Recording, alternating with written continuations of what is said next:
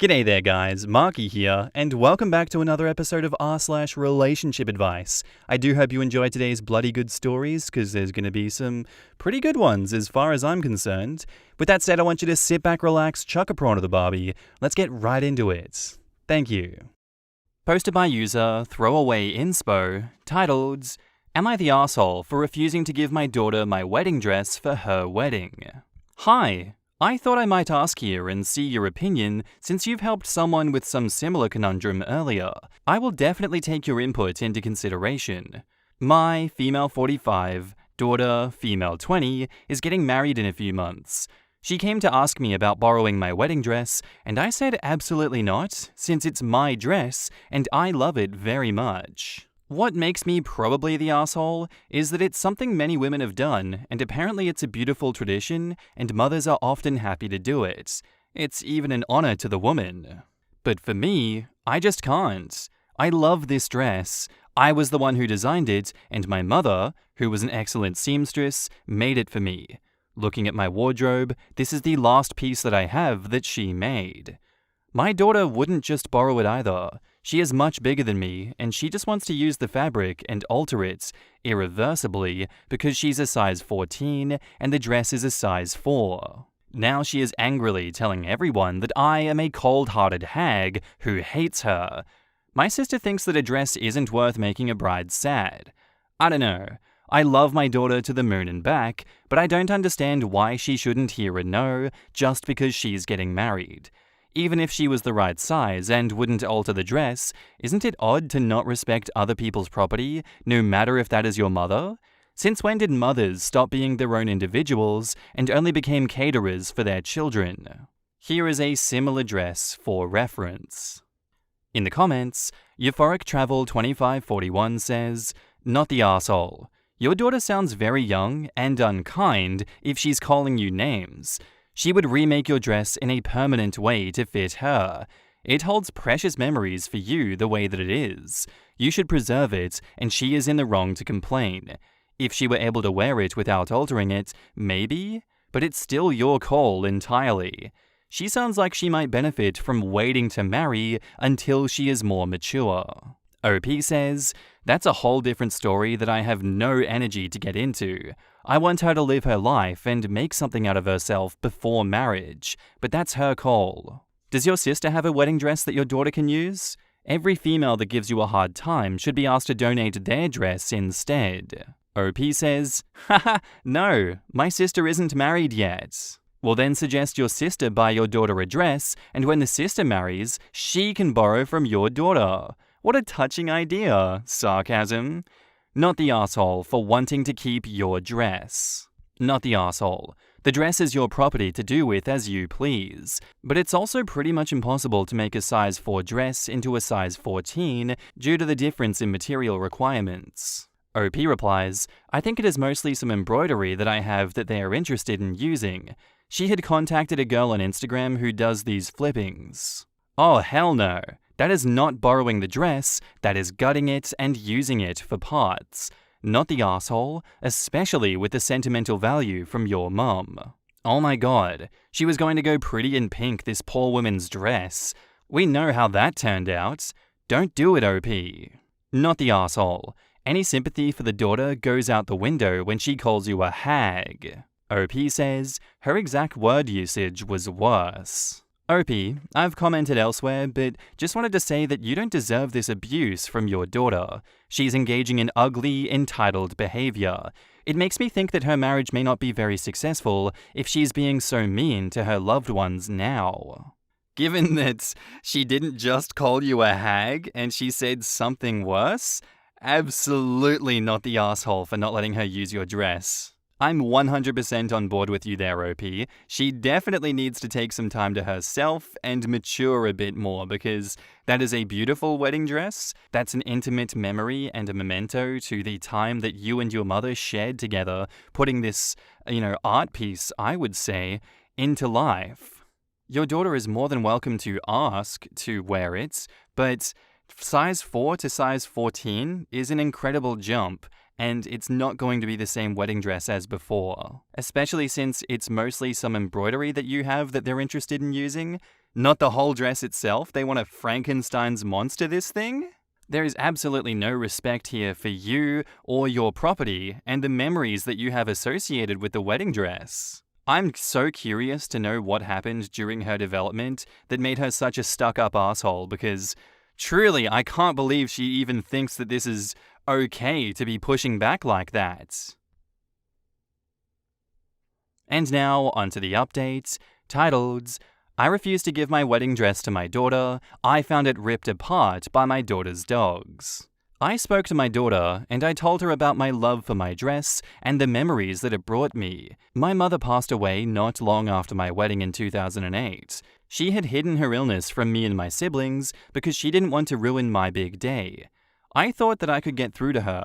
I suggested that we could meet up with a seamstress and make a similar dress, and I could help with the embroidery since it's what takes time and patience, and she agreed. Friday when I was out, my daughter went home to me. She has 2 dogs and they were with her. Anyway, the dress was ruined. According to her, she didn't see anything. She took out the dress to take pictures, and she guessed she left it out, and the dogs ripped it apart. I was shocked when I saw my dress in my bedroom ripped into pieces.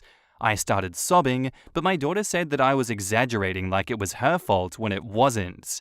She just shrugged me off and said to go get help because I'm being creepy. My husband asked her to leave. The next day, she blew up my phone crying and saying that she was sorry because she thought that I hated her now because of a dress. I said that I didn't hate her and would never do that. I love her. Later, my sister called me to talk, and she then asked me that now I might as well give the parts that weren't ruined to my daughter so that the dress could at least be useful. I agreed, and my daughter came in the evening to pick up the embroidered parts. She stayed in the car while her fiancé came to pick up the dress. I'm not angry or anything. I just feel terrible sadness. My mother's memory is more than a dress or any material things. She's always in my heart. I just miss her very much all the time. Thank you for listening. In the comments, you are being awfully manipulated.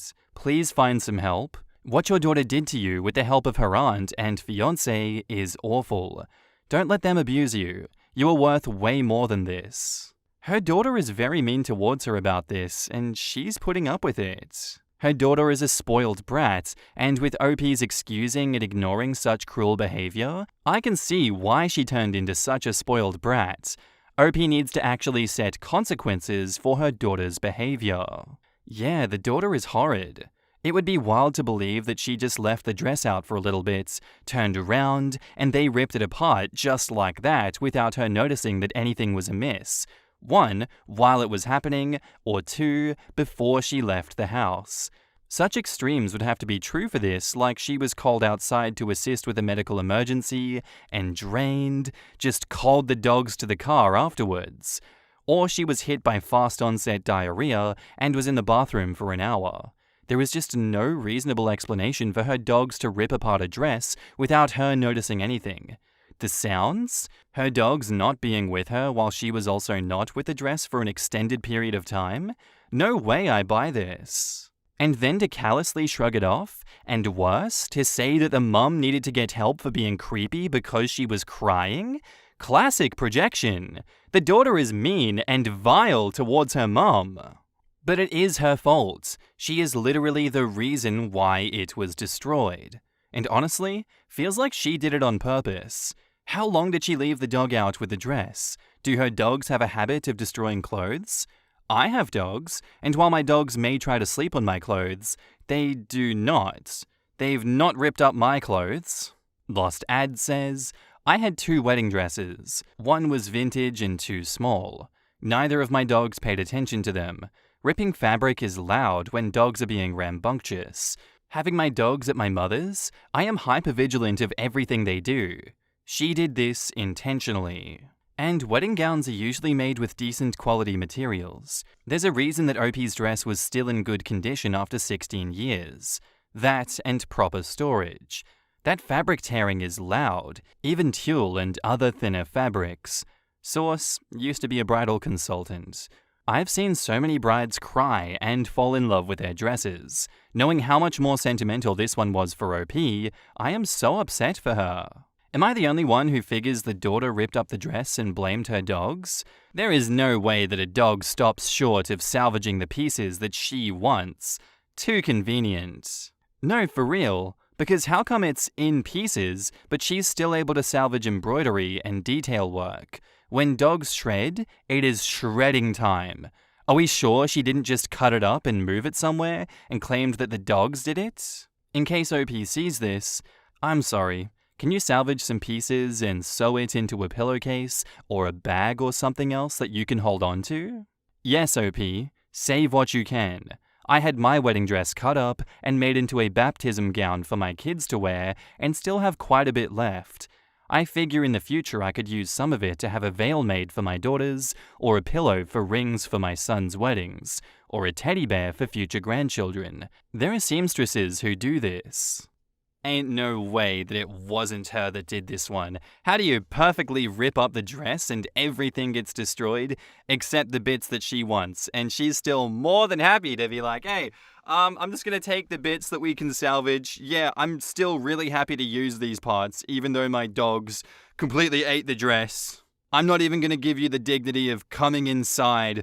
I'm just going to tell my fiancé to come and grab the pieces that I need, and I'm going to be in the car. He's going to know specifically and exactly what I need, though, and there's going to be no apologies made.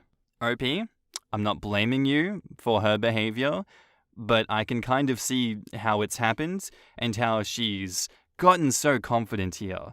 As those other commenters have said, why were there no consequences for her actions? Why did you flatten out into a doormat for her? Why did she even have contact with the dress if she put her intention out there to, recycle your dress, just bits of it? If it were me in this situation, she wouldn't be touching the dress in the first place.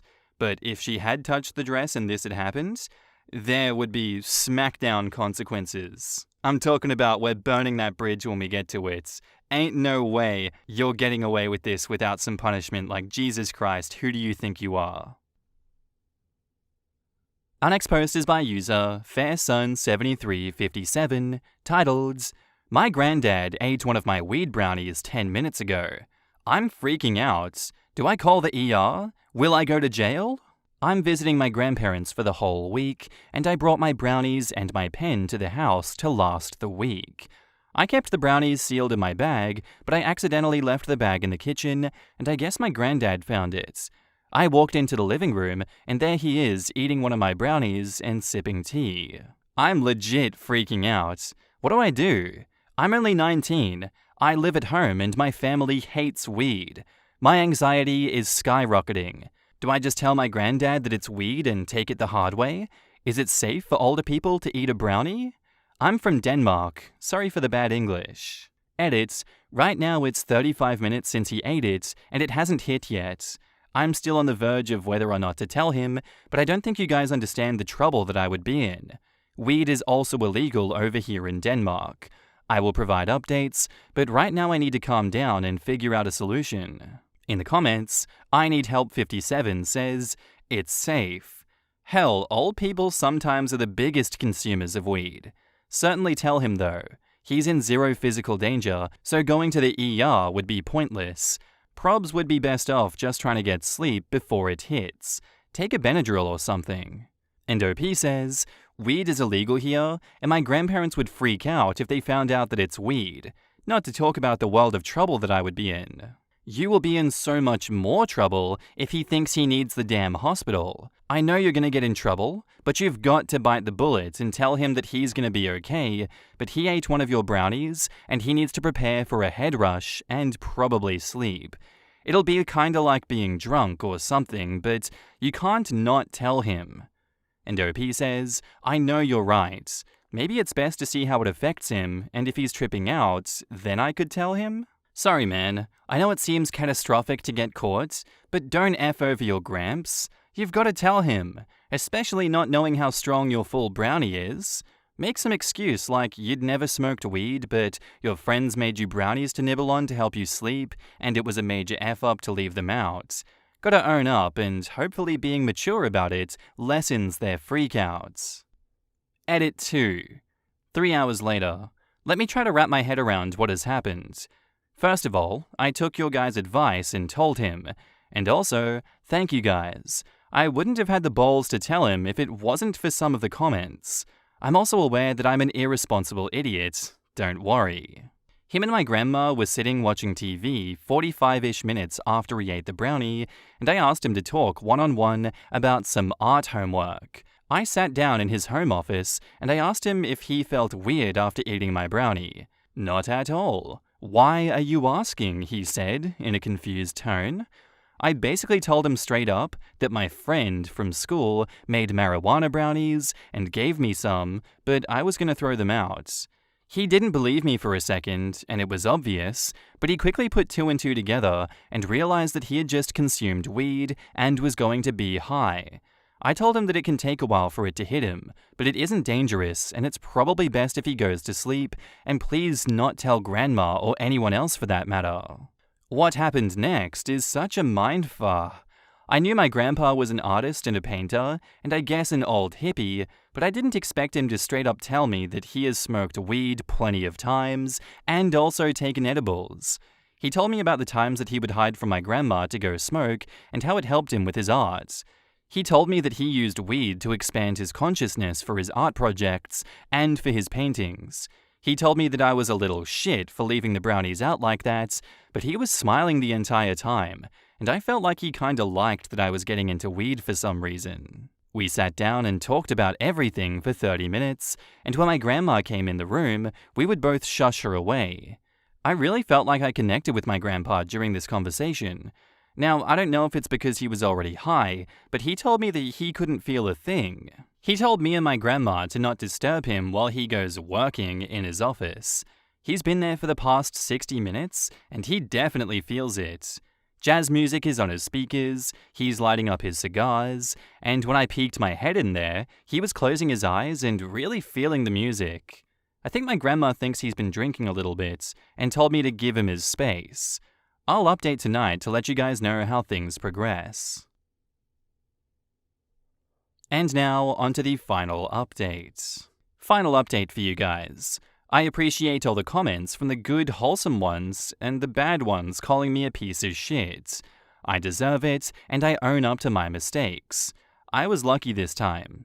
Anyways, my granddad basically just chilled in his office, and I brought him water to make sure he was good. His eyes were absolutely blazed, and he had a big smile on his face. I haven't seen him lighten up like that in my entire life. He seemed thankful for the experience. Anyways, I left him alone and he joined us at dinner. He handled it pretty well. He was talkative, cracking jokes, and my grandma definitely thinks he's drunk, but she hasn't said much. It's after dinner now, and we're just chilling together, me and my granddad. We're talking about life and spirituality and weed. Lots of weed talk. He wants to know all of my high stories, and we're laughing away. He is still baked out of his mind, but I must say, he's taking it well. These are hash brownies. They hit like a horse. I can definitely say that it's been one of my weirdest days so far. What started in pure paranoia is now ending in what I would say almost too good to be true. My granddad knows I smoke and is cool with it. I became so much closer to him, and it's like we're buddies now. My grandmum is confused about how we suddenly are bonding so well. Maybe she needs a brownie? All jokes aside, I'll be here until Saturday, and I'm already fantasizing about smoking a joint with my old man. But for now, let's have him ride this one out first. I wouldn't have handled this the way that I did without your comments. Reddit, you saved me today. Legends. In the comments, Darth Hippler says, "This must be the most wholesome story that I've read this year." Indopi says, "Looking back this morning, it definitely is a moment that I will never forget, and a fun story to tell my future kids." And now, onto the final update, titled, "I am that guy who accidentally gave his granddad a hash brownie. Here is how the following days went." 2 days ago, my granddad found my brownies in the kitchen and ate them by mistake. I rushed into this subreddit for advice and ended up telling him what he had consumed. Little did I know that he was a stoner back in the days, and we ended up connecting deeply that night. You can read the post and updates on my profile. Anyways, here is how the following days have went for anyone interested. My granddad went to bed early that night and everything was cool as expected. The following days was so much different from what I've seen of my granddad.